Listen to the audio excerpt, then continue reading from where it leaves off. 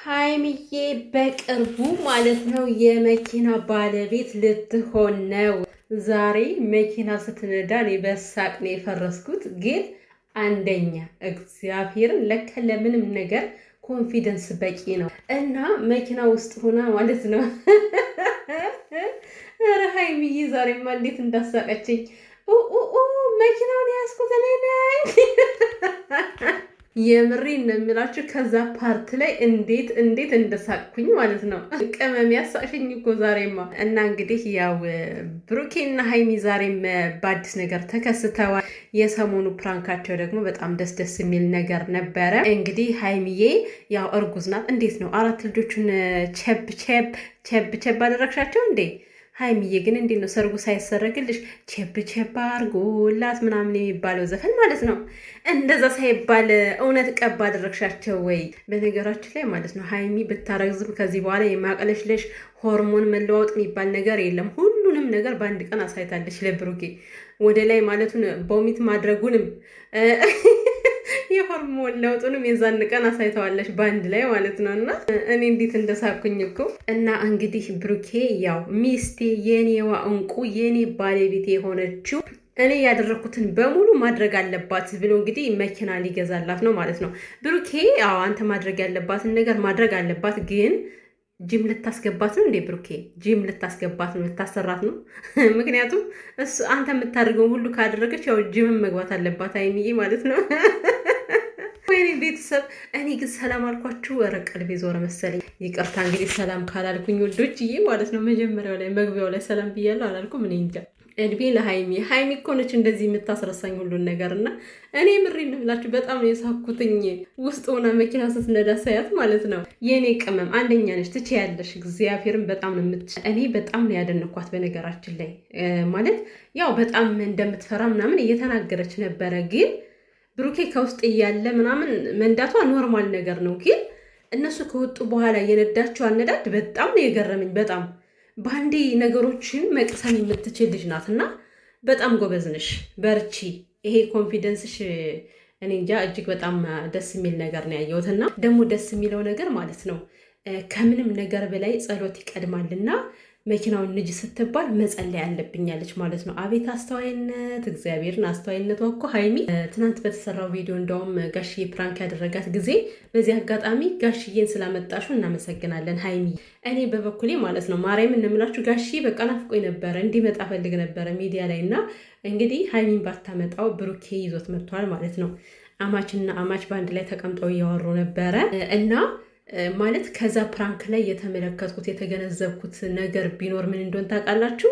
የሀይሚ ስነ ምግባር፣ ለቤተሰብ ያላት ክብር፣ አባቷን እንዴት እንደምታከብር ቀና ብላ እንኳን አላየችም እኮ።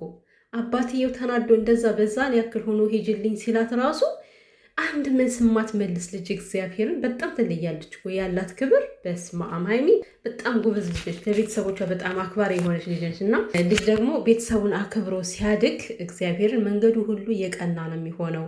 የምትሄዱበት የነካችሁት ሁሉ የተባረከ ነው የሚሆን እና በተቻለን መጠን ለቤተሰቦቻችን ታዛዥ እንሆን ነው ማለት የምፈልገው። ከዚህ በፊትም ታስታውሳላችሁ ግዴታ የሆነ ትልቅ ሰው መጥቶልሻል ማግባት አለብሽ ተብላ ጋሽዬ አንተን ካስደሰተ እሺ ነው ያለችው። አስቡት እንግዲህ ለቤተሰብ ይሄን ያክል መስዋዕት የምትከፍል ልጅ ነች እና እንደ ሀይሚዬ ጀግና ነሽ። እውነት በዚህ ማንነትሽ ቀጥይበት። ለቤተሰብ ያለሽን ክብር እኔ በጣም ነው የወደድኩልሽ ማለት ነው። እና ምንድን ነው እንግዲህ የሰው ልጅ ምንም ነገር ከማድረጉ በፊት ጸሎት ግዴታ ነው እና በሰዓቱ ግን አልረሳችሁም። እስኪ መጀመሪያ ጸሎት ላድርጋሉና ብሩኬ ደግሞ ያው የሄሊና ጸሎት ማድረግ አለብን አለ ማለት ነው። ጸሎቷ ግን ምን ይሆን ሀይሚዬ? አምላኬ ይጠብቀኝ እንዳልጋጭ ይሆን። ለማንኛውም እንግዲህ ጸሎቷን ከጸለየች በኋላ ቆሳዋለች ማለት ነው። በአንድ ቀን ይሄን ያክል ማሽከርከር ከቻለች አስቡት። ወደ ሳምንት ከተማረች በቃ በራሷ ጊዜ ብሩኬን እንኳን አትጠብቅም፣ ላጥ ትላለች። የብሩኬን መኪና ሰርቃ ራሱ አዲስ አበባ የምትገባ ይመስለኝ። መንጃ ፈቃድ ግን አልተማረችም አይደለ? እንደዚህ ከተማረች መንጃ ፈቃዱን መማሩ ቀላል ነው የሚሆንላት። መንጃ ፈቃድ ውስጥ ገብታችሁ ራሱ እኮ ማለፍ ምናምን አንዳንዴ ያስቸግራል፣ መውደቅም አለ ማለት ነው። እና እንግዲህ ይሄን ያክል ከተማረች በውጭ አላቅም መንጃ ፈቃድ ትጀምር አላቅም። እኔ ይሄ ዝም ብዬ የተናገርኩት ነገር ነው እና ብቻ ግን ሀይሚዬ የኔ ቆንጆ በጣም ጀግና ነሽ፣ ትችያለሽ። ኮንፊደንስ ብቻ በቂ ነው። ምንም ነገር ለማድረግ ድፍረትም ይጠይቃል። የምር እኔ ሀይሚን የማደንቅባት ራሱ በቃ ከዚህ ሁሉ ህዝብ ፊት የሆነ ካሜራ ሳትፈራ መታቆማ የራሷን ነገር ማንጸባረቋ ራሱ በጣም ነው የምገረመው። እና አንዳንዴ በጣም ችሎታ ያላቸው ሰዎች በጣም ብዙ ነገሮችን መፍጠር እየቻሉ የሆነ ካሜራ ላይ ሲቆሙ ሸም የሚይዛቸው ሰዎች አሉ ማለት ነው።